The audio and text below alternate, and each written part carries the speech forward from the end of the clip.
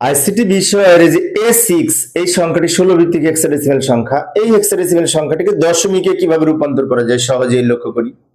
তো প্রথমে এই যে a এর মান কিন্তু 10, তাই ডান দিকে আমরা লিখে রাখতে পারি এখানে a সমান 10 এই কথাটা লিখে রাখতে পারি।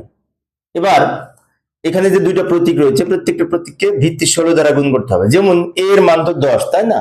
তো a এর পরিবর্তে 10 লিখতে পারি, 10 কে এই 16 দ্বারা গুণ করব, এরপর প্লাস দিব। 6 লিখবো, 6 কেও 16 দ্বারা গুণ করব। এরপরে প্রত্যেকটা 16 এর উপরে পাওয়ার লিখতে হবে। এই 16 এর উপরে পাওয়ার হিসেবে লিখবো 0, এখানে লিখবো 1। পাওয়ার লেখার পরে এবার আমরা সরল করব।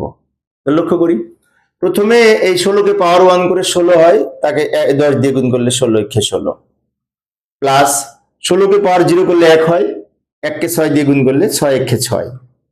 এবারে 160 আর 6 যোগ করে 166 হবে। এখন 166 সংখ্যাটি কিন্তু এই দশমিক সংখ্যায় রূপান্তর হয়েছে, তাই ভিত্তি হিসেবে 10 লিখব।